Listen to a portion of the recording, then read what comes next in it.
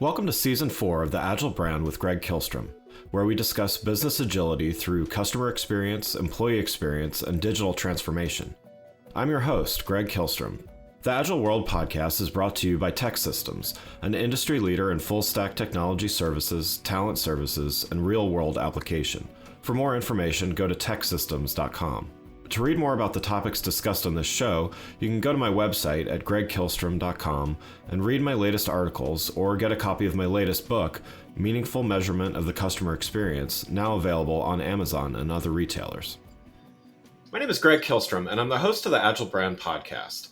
Today we're going to talk about creating an authentic personal brand that breaks through and reaches audiences. To help me discuss this topic, I'd like to welcome Jen Dalton, founder and CEO of BrandMirror.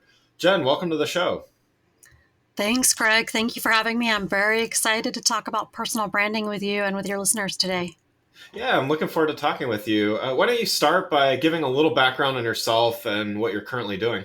Absolutely. So I am a third generation entrepreneur. My parents were entrepreneurs. Their parents were entrepreneurs. And so even though I spent about 10 years in the corporate world, I always knew I wanted to start my own business. So 10 years ago, I started BrandMirror, where I focus on personal brand and the intersection of that with company brands. So whether it's a startup founder and helping them use their current reputation to launch this new business brand that doesn't have a brand yet, or whether it's a CEO and their executive team thinking about how is each of their personal brands growing revenue, retaining talent, how is it shaping the face of the business? Those are the types of clients I work with and the projects I work on, which I just find fascinating. People follow leaders, not logos. And so I think personal brand over the last 20 years has really come into its own. Great. Well, yeah. So third generation entrepreneur. As a second generation. I can I can appreciate that. That's great. Well, so let's start by talking about crafting an authentic personal brand that feels real. So how would you characterize a strong personal brand? What does it consist of? For me, a strong personal brand is all about knowing your values. It's about knowing what are your strengths, not just your passion, right? People talk a lot about identify your passion and go monetize it or make money pursuing it, which, that's not bad advice. I think what has to go in hand in hand with that is your purpose, right? What are your skills?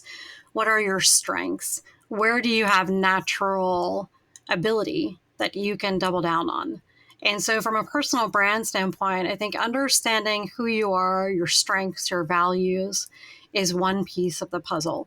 I think the second piece is knowing how are you perceived? Personal brand is your reputation.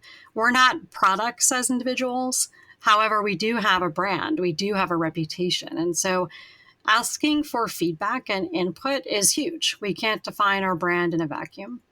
And then I think the third piece is who are you trying to compete with? And I hate to say that we all have competitors. We do. I hate to break the news to people who are listening, but I think of it more as what conversations and what impact are you trying to make? And who's already in that space? And how do you build a personal brand as an expert or someone who is learning to become an expert in a space? How do you build your own platform, your own conversation with what's already being talked about? And so those are the pieces that I think help someone create an authentic brand so that it's not done in a vacuum and you can understand what really differentiates you from others and what's your real purpose and your personal mission. Yeah, and so to kind of build on the differentiation and the competition aspect of that, so there's a lot of talk about personal branding and a lot of both established as well as aspiring influencers out there. How should someone think about creating a personal brand that cuts through all the noise out there, knowing again that there can often be a crowded field? Absolutely. I think for people who are trying to influence and shape conversation and really find their audience, there are two things at least that need to happen.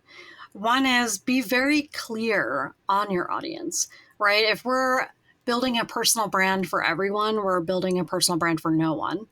And so thinking about what problems are you solving, who has them, how can you help them learn and get value from what you know is key. I think being authentic to me is really about building over time your credibility and sharing that, right? We all have a personal brand, even if you're 15, 20, 30, 50, we all have a personal brand. The question is, how are you managing it? And are you controlling the narrative around it? And again, that doesn't mean that it's inauthentic. It just means if we want to convey a personal brand authentically and be associated with certain words, certain topics, certain ideas, then we have to own that narrative, because that's how people are going to talk about you. That's how they're going to think about you. So I think for influencers, if you're just starting out, you have to start somewhere. So maybe you start looking at, well, who are the big thought leaders that you could write about and what you like, or what do you share that you're learning along the way? Because at some point you won't be a beginner anymore. You'll be more of an expert. And then you can really start to share your insights, your opinions or research, right? That helps you find your voice and really be differentiated and targeted in a meaningful way. So let's switch gears a little bit and talk about communication within the corporate environment. So, we've been talking about someone defining their personal brand. Sort of, one way of looking at that is, when you're marketing yourself, it's sort of you're the sole company or product or whatever that you're marketing and branding. But when you're within a member of a team, what's the right way to think about balancing your personal aspirations and a personal brand while you're working as a member of a team, when that team really needs to be a cohesive unit as well.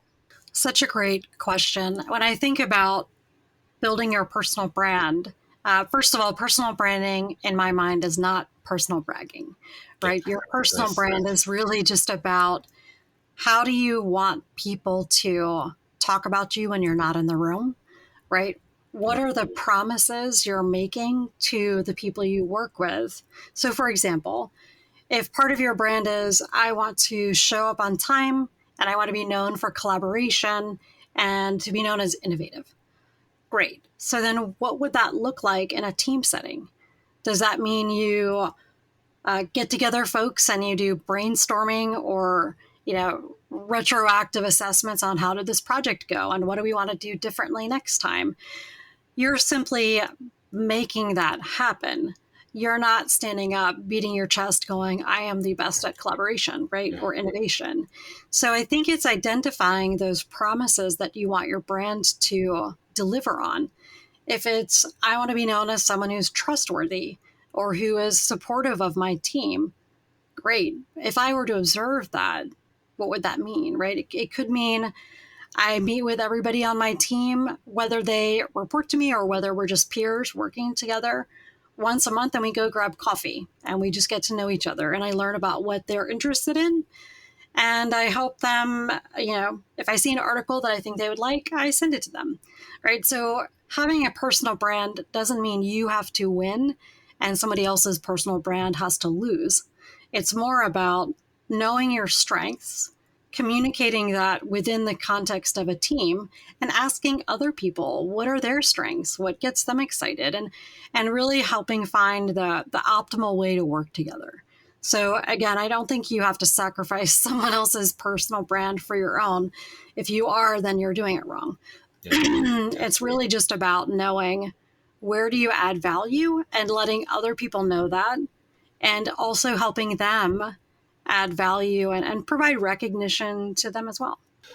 And to kind of go a little further into the team dynamic, what about difficult conversations. And, so it's not always, it's not always personal brand related stuff. It's not always, sometimes not only is there conflict, but also there's just tough decisions or tough things need to happen. So, what's your advice to individuals working within a team environment to help them understand how to have these conversations when, that it might be difficult getting to a good end result? Difficult conversations, I think, over time have become even more difficult because people want to avoid conflict. From a personal brand standpoint, if we're avoiding conflict and not sharing what we think or where we want to make an improvement, are we really being authentic and true to ourselves? So, whether it's at work or at home, being open to having difficult conversations, because that's the only way you move forward, is a huge skill. So, I would say first, if you don't love difficult conversations, tiptoe into it, right? Have a discussion with someone about what's the best show on Netflix and why. But there are some ground rules that I think make a big difference, especially in the workplace. One is when you are getting ready to go into a difficult conversation, be really clear on, is this your conversation to have? So a lot of times in the workplace, we might have someone reach out and say, "Hey, Greg, you know Judy really well. Could you give her this feedback for me? Because I think she'd really love to hear it from you more than me." Right? If you're being the messenger, that's not your conversation. So once you know, is this my conversation? If the answer is yes, then what is success? Right? What is success for you? What is success for the other person? One of the skills I've had to practice a lot is the art of listening. And when you go in to talk with someone, again, you're not going in to win or lose, you're going in to move forward. So being able to identify what might trigger the person you're speaking with and how do you navigate that. The last thing I would say, and I think this is huge, it's important to seek to understand their situation without judgment, which is really hard. And when we see a person as an obstacle, that should be a red flag, because we no longer see them as a person. We see them as something that needs to get out of our way. And if you're going into a difficult conversation, we have to remember that the person on the other side of that conversation is human. And who knows what's going on in their life, right? And so asking questions, setting boundaries, and also realizing that maybe it's 3 or 4 conversations. Not all difficult conversations, most of them don't get solved in one conversation. So, start in with a very small win. If it's someone you don't have a good relationship with, maybe just sit down and learn more about them. And that's a good win. And your next conversation could be, maybe you start to share feedback or get ideas together. So I just think plan it out. We don't want to rush a difficult conversation, but we do want to plan going into it and really try to be methodical. Yeah, yeah, that's great. And so kind of along those lines as well is not even just about conflict or difficult conversations, but you've used the term elevator dialogue, and I like that term. Can you define what that means? And then, I'd love to talk a little bit more about it. Sure. When I think of elevating our dialogue, most people go into a conversation to be heard and are wanting to share what you want to share, as opposed to going in to really listen. And I think a big part of that is if you're going in to have a conversation with someone, are you open to learning? Are you open to being wrong? Right? What are you going to contribute and what would you like to learn? Because we can always learn something from everyone. And so I think to elevate the dialogue, it's asking better questions, it's being fully present, putting away your phone, and really listening and seeking to understand someone. They say that it takes over 200 hours to really build a solid relationship, right? You're not going to build it in one conversation. So I think elevating our dialogue means really building rapport and getting to know someone. And in our space of whether it's Zoom or email or text, oftentimes we're running around so busy doing work that we forget to stop and really get to know the people we work with and build the know, like, and trust factor. How do you define leaders' roles in this, in fostering better dialogue between employees? I think leaders right now, one, there aren't enough. Yeah. We need more. I think the big thing for leaders is to lead by example. So if they're sharing what they're working on for the week, what they're thinking about, what they're focused on, who are they outside of work, right? If they set the tone for, hey, we need to get to know each other better, and I'm going to start, right, to build trust, or if they share what, not necessarily all of the mistakes they've made, right, but it's okay to share that there is a mistake. It's okay for a leader to say, this is how I may come across. And, let's say it's someone who's very direct. It could be someone as a leader saying, gosh, if I come across too direct, it's just because I'm trying to be efficient with time and I respect your time. It's not because I don't care. So if you do have time, let's slow down and talk more so we can get to know each other. So leaders can set the stage for sharing their strengths and also explaining why they're communicating the way they are and set that stage for people. Because a lot of times, the other phrase I tell my clients is telepathy is not a strategy. So if you need someone to understand why your communication style is the way it is, to give them space to honestly forgive you a little bit or to help understand where you're coming from, that's something leaders can set the tone for, right?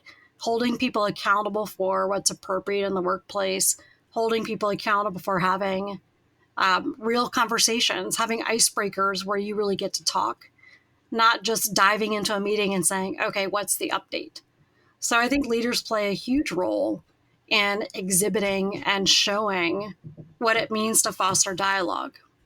Yeah. What can leaders do to get better at this? So is it, does it, can you practice? Can you, what kind of things? Because you gave some great examples of what they can do, immediately. But what could a leader do to just exercise that muscle, so to speak? Well, I think one is to establish some ground rules around how they want communication to occur. So if a leader wants to set the tone for, we have a team that's constantly learning from our mistakes and innovating, then how are they showing that, right? Are they holding brainstorming sessions where the team shares, hey, here's what we failed on, here's what we want to do better, and make it safe, right? And not punish people for that. If a leader wants to respect people's time, give them more time to work, which, many people are over meetinged right now, then go from having a 1 hour team meeting to having a 15-minute stand up, where as a leader you say, what did we accomplish yesterday? What are we working on today? And how can I remove obstacles, right? And make that a dialogue. So I think it's also from the leader standpoint to think about their personal brand as a leader. What would they want people to say about them as far as how they led the team? If it's being approachable, well, what does that mean? If it's being someone who cares about their employees, well, do they talk with their employees about career paths, right? What are the conversations they're having? Because everyone's better at some conversations and not great at others. So identifying where you might have gaps and asking for feedback is a huge way to get started on that path. Ask your team, how do they want to have communication? Ask each person, how do they like to communicate? Some people want to have phone calls. Some people want to communicate via email. So you can start small by just asking some of those questions. What communications would help our team run better? And see what people say, right? See what their feedback is, but then you've got to go exercise that feedback and take action. Yeah, I love it. Well, one last question before we wrap up here. Do you have any recommendations for, based on what we've been talking about here, something that somebody can read, watch, listen to, in order to learn a little bit more about what we discussed today? Sure. I mean, I have books that I would recommend, like um, Leadership and Self-Deception. That's a fantastic book that really hits on this idea of if you see people as an obstacle, then you're missing something huge. And the problem is with you, not necessarily with the person you're going to speak with. I think You're Not Listening by Kate Murphy is a fantastic book. There's a book called Power Questions, which a lot of great dialogue is about asking questions. For me, I've written 2 books, so obviously I like my books, but Yeah. One is called The Intentional Entrepreneur, which is about how do you take your personal brand and launch a business, and then how does that shape the business over time? So there's lots of great examples and case studies, and I share a lot of the process for how I think about personal branding. And then as I was going through my own difficult conversations in life, that's what prompted me to write my second book called Listen. And it's all about every chapter is a different type of difficult conversation. Some of them are work related, some of them are personal. And I interview 30 different people and capture who are good at communicating and capture what are their best practices. And then I provide a framework at the end of that book around how do we think about communication in a structured way that can help us navigate what often are really emotional discussions. For me, if I have structure, I can navigate conversations and situations a lot more easily because I can see where we're at in a conversation. Are we just in the listen mode? Am I trying to change someone's mind? Like, what's really happening? And then that helps me figure out, what do I do next? That may not work for everybody, but that's something that I know has helped me through the research. So yeah, those other books I mentioned, I think are fantastic. Again, Leadership and Self-Deception. Choosing Civility is a fantastic book. There's so many books on communication, Crucial Conversations. Just start and practice. And again, you can start small, but do get started because this skill is one that will only become more and more important. So the longer we avoid difficult conversations and put them off, the harder it is. The best visual I can think of is often we talk about the elephant in the room. But the elephant wasn't a huge elephant in the beginning, right? It was a small baby elephant that you could have figured out what to do with it. So when we put off difficult conversations, we're making that elephant really big, which makes it much harder to fix later.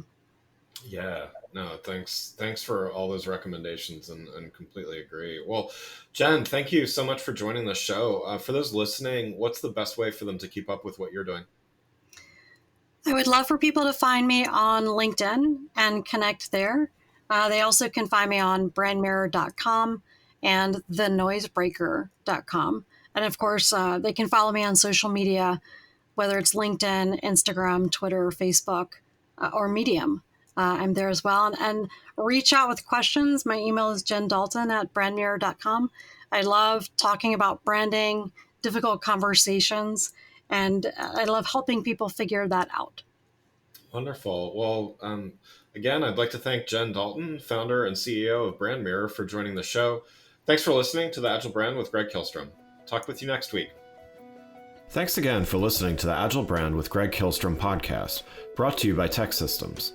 If you enjoyed the show, please take a minute to subscribe on your podcast channel of choice and leave us a rating so that others can find the show more easily. You can access more episodes of the show at www.theagilebrand.show. To get a copy of my latest book, Meaningful Measurement of the Customer Experience, visit my website at gregkihlstrom.com. Until next week, stay agile.